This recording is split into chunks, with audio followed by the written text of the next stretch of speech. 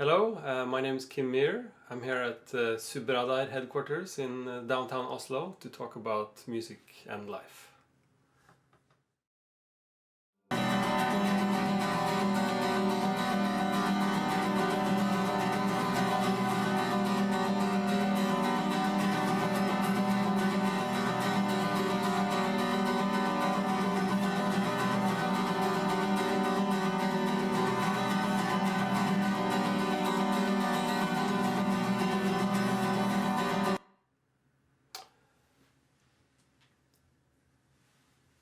I think most people are inspired by a whole lot of different things, and it's a bit hard for me to maybe name kind of specific sources. But generally, I like to say that my main sources of inspiration are my peers and the people who I play with, because they are the people who influence me most, because I play together with them and I make music with them. So that has a profound influence on the way that I make music. The people here in Oslo that I've been working with, but also Jim Denley in Australia, and yeah, I mean, the list is so long that you cannot really. It seems unfair to pick out a few, because I feel there's such a vast pool of things that inspire me, and I mean I'm inspired by so many different things, also with other art forms and installation art, painting, movies, books, whatever. So, but I think to answer the question, I would say that my main source of inspiration are the people who are the closest to me and whom I have made music together with.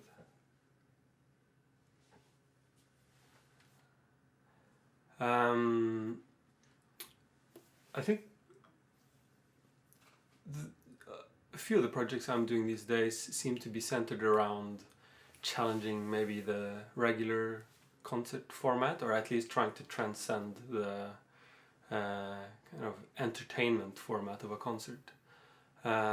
With the trio that I've had for a while, called Mural, we started last year to do 4-hour long concerts.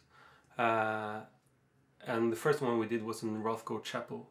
And it was an incredible experience. And it wasn't, because I've seen people do 4-hour concerts before and they do it like an installation, but we're really doing it as a concert. It's like playing for 4 hours and really trying to not be kind of lazy setting up some stuff, but really being present, playing music for 4 hours. And people could come and go as they wanted to. And it was an incredible experience. And we did another 4-hour performance in January this year, and then we invited video artist Kjell Bjørgengen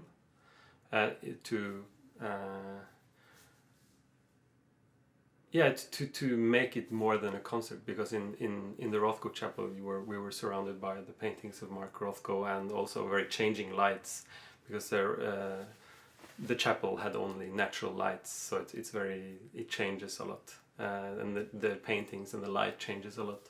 So it was really nice to involve Kjell. And I guess maybe we got a little bit bored with doing those kind of 40-minute sets and traveling the whole day and then coming to a club and then playing for 40 minutes and maybe 2 times 40 minutes and then going back home to Australia and Norway, because we live so far away from each other.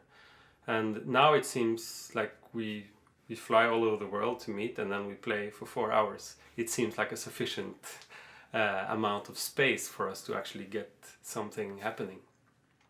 And yeah, with the element of Kjell's video, it feels like we can create a space more than just kind of play music in a room where people drink, which I also enjoy doing. But it seemed, at least for this project, to be kind of a natural way to continue. And yeah, and I'm also like I've been working a lot with dance recently, so this kind of intermediary aspect seems to be maybe something that seems to be happening right now. I'm interested in taking the music into different territories, so to perform with different art forms in very different places, and not just to play kind of the half-hour, 1-hour concert set. Although what I'm mostly performing with these days is solo, and when I play solo, it is mostly just playing a 30-minute, 40-minute concert. But I guess it has also the playing solo, because I play 12-string acoustic guitar and only that. It has a certain performative aspect that I enjoy also, which to be able to build kind of a large sound space with only the help of an acoustic guitar is very interesting to me.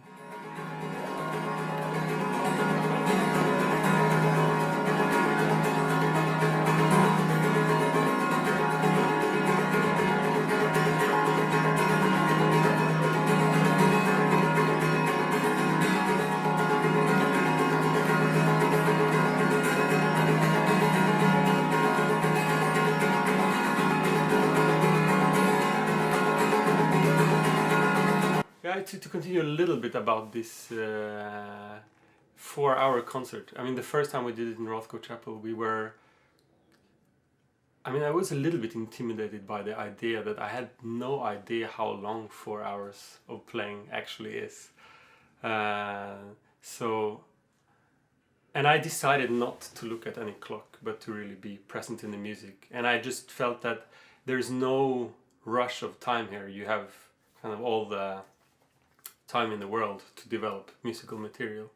And I remember, because the weather was changing a lot also, and in the middle we had a thunderstorm, which really was very loud in the chapel. It was quite a dramatic event, actually. And at some point, because we started playing at 1 o'clock, so we finished at 5, and because of the thunderstorm, the last hour, it was really dark in the Rothko Chapel. And I don't think you almost never see those paintings in darkness like that. They were like demons on the walls. Very, very, yeah, it was very, very strong atmosphere. And I remember we got more and more kind of spacey in the music. And at one point I had playing this one chord, and my guitar was very much detuned from what it usually is. I was just playing this one chord for 10 minutes, and I stopped playing it, and we sat there quietly for a few minutes, and I was just hoping that it was more than 2.5 hours into the concert. So then I just quietly went over to the sound engineer who was recording the concert. I asked him, how long did we play?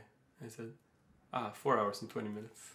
I was so relieved also that we kind of managed, and that it really went very fast to play that amount of time.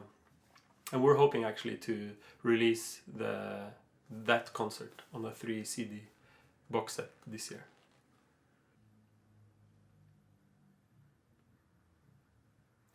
I think I'm interested to find connections between acoustic elements in the music. So when I'm playing with, for example, Myhr, I enjoy that there's so much overlap in our acoustic territories, meaning that we're all playing with quite a large area of sound and noise and frequencies. And I really like that you can create a composite sound with another instrument or with 2 other instruments. I've always enjoyed that you cannot really hear how many people are playing, so that, let's say, a trio could really go together and just play one sound, kind of take part in each other's spectral range. I really enjoy the fact, and I feel that with this trio we're able to sometimes come together and it just sounds like one composite sound object, one sound source. And other times we can play 3 layers, 3 elements each, and it sounds like 9 musicians playing. There's so many different, that the number of layers in the music is not limited either by the number of musicians in the group. And I think I think that way when I perform solo, because when I play solo, it's just, I mean, it's just one gesture in a way. It's not, there's no processing or looping or anything. It's just the guitar playing. But I feel that the way that I'm playing, I kind of set up these different layers of sound. I mean, you have the fundamentals of the strings are ringing, but there's also a certain kind of overtone spectrum that comes out depending on where I'm playing. And I feel that those kind of create different vertical layers in the music. That kind of sounds like it's more than one person playing. There's been reviewers who write like, there he overdubs his guitar and on these tracks, but there's actually no overdubs at all done on the record. It's just live playing basically.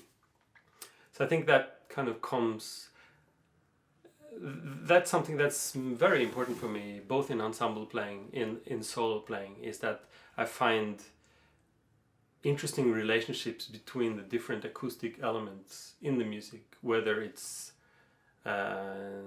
one person playing or 3 people playing or 13 people playing. I mean, when we started, I had this project with Trondheim Jazz Orchestra called Stems and Cages. We released the record in 2010, I think it was, yeah, 2010. And I remember just saying that the kind of methodology that we worked with was that the band could sound like one sound if they wanted, but also like 100 different sounds. And for me, from a compositional level, that seemed to be quite kind of a natural thing to want, that kind of flexibility, as a spatial flexibility, because the band can go into the same territory, or it can expand into 100 different fractalized areas in the acoustic space. And I feel that maybe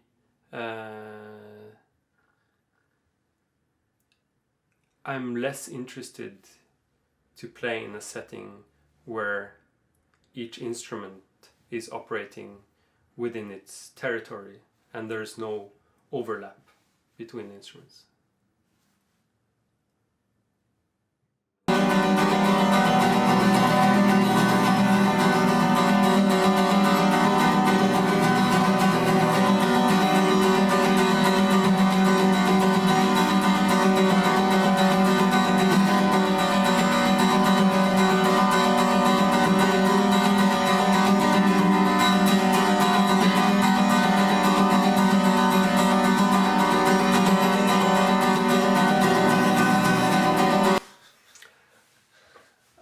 I think I'm quite a restless character.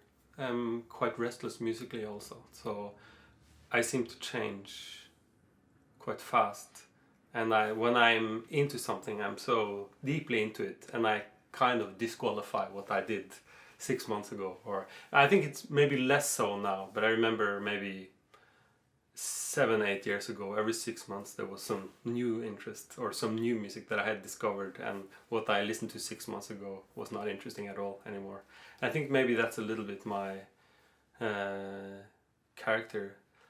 I mean, I started, when I studied, I was really into jazz, and I played jazz, and then I discovered early 20th century composition, and suddenly I was only interested in that.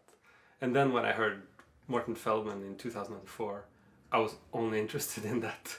And I was not, and suddenly I was not interested at all anymore in kind of earlier 20th century music. And I think I've been, always kind of going into new things. And yeah, maybe recently I've worked from, because before I used quite an extended setup of a lot of different objects, small zithers, percussion instruments, and 2 guitars, and it was kind of a very scattered situation. And I don't do that so much anymore. I seem to play a lot, the sound seems to come a lot from the body of the guitar. So I guess maybe you could say that I've worked my way from acoustic corners, because I think all those sounds that I was doing had a lot of, they were always in the periphery of the acoustic spectrum. There were kind of small sounds in the whole, in the obscurity of the acoustic space. But now I seem to be very concerned with center, so moving from the corner into the center, and the center is the body of the guitar. And it seems, yeah, I think I really enjoyed the fact that it was such a direct projection of sound coming from here, from the whole of the guitar to the audience, and that I could work my way from the center and out into the acoustic periphery instead of the other way around. Maybe that's the biggest change to the last few years in my music. And I guess 2 years ago I started to play this solo music. And I think a lot of people, or some people at least, were very surprised that like this guy played this kind of instrument that had no limits. It was just kind of all these different sound sources coming together, and suddenly it was just this one guitar, if that was kind of like a reactionary thing to do. But for me, I've found a lot of different nuances in playing like I do now, and I really enjoy it. I also work less with automation than I did before. Before I had a lot of things running, kind of continuous sound. I still am interested in continuous sound, but I think I'm very much interested in the gesture of the hand also, because I feel that if you put something on, it will kind of just kind of keep spinning, but my hand can change a million ways. Like if I play like this and I change my hand like that or like that, the sound is completely different. So I feel I have bigger, and it goes the same with this hand too. I can hold down harmonics and I can slightly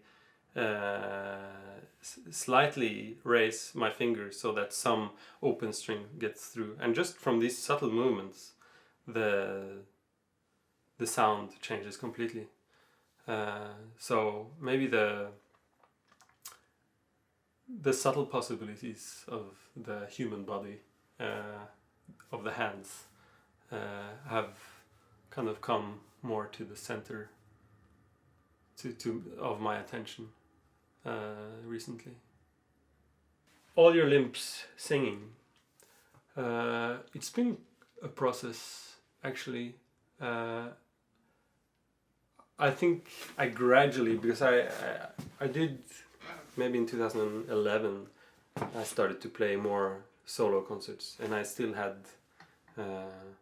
I was still behind the safety of the tables of the musical objects. I wasn't kind of only directly exposed with a single acoustic guitar. I think it took me some concerts, maybe 1 year, until I dared to take the table away and just have that, just have the guitar as the only sound source. I don't know when I did my first, maybe it was in Montreal or Berlin, that I did the first concert where I was only the guitar, and I mean mostly quite a lot of hand action. So I was a bit nervous before whether or not it would work at all. But I think I've gotten I think the music has developed a lot since then. Maybe it's been a few years. And I tried to record, and I recorded the music continuously, trying to make a record. I don't know how many sessions, maybe 5 or 6 days spread over 1 year that I didn't end up releasing. And then I heard about this great studio in Berlin called P4, Studio P4, which is the old East German radio station, and they have really great studio in the east of Berlin. So I just decided, okay, I'm just gonna go there, and it's a beautiful studio with beautiful microphones that I'm just gonna record the record there. That was kind of decided, and I went there, and that room is really amazing for guitar especially, because it's dry, but it has a lot of life to it. So I think that was perfect for me, because playing, I mean, because there's so much overtones and so much harmonic activity, to play in a wet room, it gets very mushy and gets very, you can't really find the center in the music. And I think, and that was maybe one of the reasons I didn't put out anything of what I had released before, because it didn't have the right relationship between the center, meaning the dry acoustic center, what the guitar sounds like without a room, and just to have a little bit of room that would enhance the harmonic activity. So this room was really perfect for that, and I knew that just entering this room, that this would be good, probably good enough to do the record in. And it's traveling with it's so easy too, because it's just an acoustic guitar. It's no big setup. It's like, sometimes I play acoustic, I can show up 15 minutes before the concert, and I play for 45 minutes, and it's just very I love that kind of practical side to it also, and that is very flexible. I can play in very small rooms, I can play in bigger rooms, and it kind of seems to work in both settings.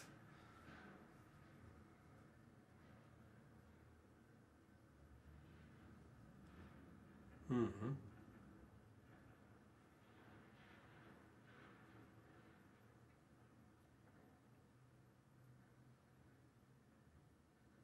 Ta oss og si litt om at det ikke er noe overdubs og det greiene der. Mm. Så bare du gjorde jo det i stad, men bare hvordan du... So the music, some reviewers said that on this track he's overdubbing, and there's kind of a lot of guitars overdubbed each other, and that's I've consciously not done that, because I'm interested in what kind of elements I'm able to get out of the live playing. So I'm playing, and I'm trying to establish a certain complexity of vertical layers in the music, and that I can process and change independently of each other. And I think it's relating to the fact that the horizontal information in the music is less present than the vertical information. So when I play a chord, it has a lot of overtones, and there's a lot of qualities to the vertical sound. But I wouldn't say I'm repeating, because the repetition is not the right word, but the way I'm playing makes the listener very aware of those different vertical layers, because there's less phrasing that keeps the listener thinking about what's going on horizontally. And then you start to be aware of all those different elements. And I even found myself sometimes, when I'm playing, the pick, which is just kind of does this scraping sound, it kind of separates. If you listen to it long enough, you suddenly hear them as different sound sources. And I almost feel like that's like the drummer of the band or something. You have the harmonics, which are kind of floating in their own way, and you have this constant from the pick, which kind of feels like it's a separate entity than the harmonics. But it takes maybe a few minutes or maybe 5 minutes for the listener or for myself also to feel that actually all those different vertical layers in the music are suddenly separating, and I hear them as different entities and not just one source coming from the guitar. And yeah, I think that's something that occupies me both in solo playing and in ensemble playing, how to avoid kind of those, that the musical elements is not limited by the territory of the guitar, but that the territory of the guitar can expand, or it can decrease, or in playing with other musicians it's possible to overlap into their territory. So you have this kind of ambiguity of orchestration.